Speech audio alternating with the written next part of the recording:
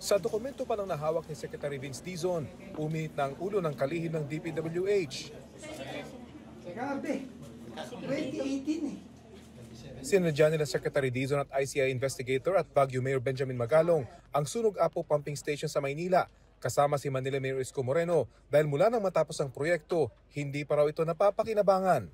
2017 ito pinondohan, 2018 sinimulan at ngayon may bago na namang pondo para ito ay mapagana. From 2017 to now. Yung po boss na Kano? ito po yung project breaker.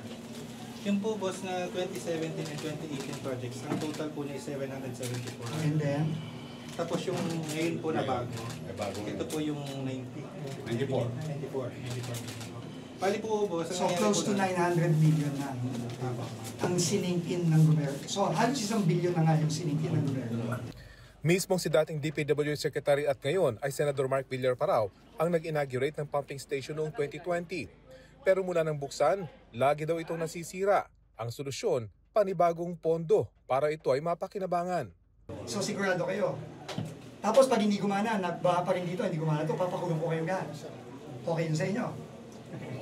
Willing kayong gano'n. Kasi hindi ako nagpapatawa. Kaya ako nagpapatawa ako. Hindi ako nagpapatawa dito. At sinasabi ko, tatapon tuwid tayo ng 100 milyon dito. Paliwanag ng DPWH engineer, nag-iba na raw ang topography ng ilog kung saan dadaloy ang tubig kaya hindi gumagana ang pumping station.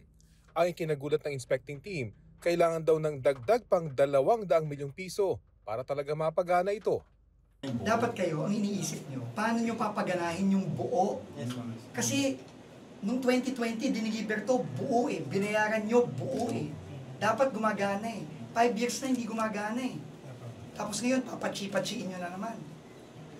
Anong kaya nyo sa amin? Tanga. Sa uli, pinag-utos ni Dizon na itigil muna ang pagpapaayos sa pumping station para i-assess ng isang third-party inspector kung paano ito papaganahin. Pero ang ipinagtataka ng mga opisyal ng barangay, hindi sila kinonsulta bago gawin ang proyekto. Sa totoo lang daw, hindi nila ito kailangan. Nakatulong na ho ba ito sa inyo? Hindi po, konsumisyon. Lalo na Dati pong baha namin, katalampakan. Ngayon naging bewang. Paglilinaw ni Mayor Magalong, kahit mapagana ang pumping station, titiyakin ng Independent Commission for Infrastructure na mananagot ang mga may kinalaman sa proyektong ito.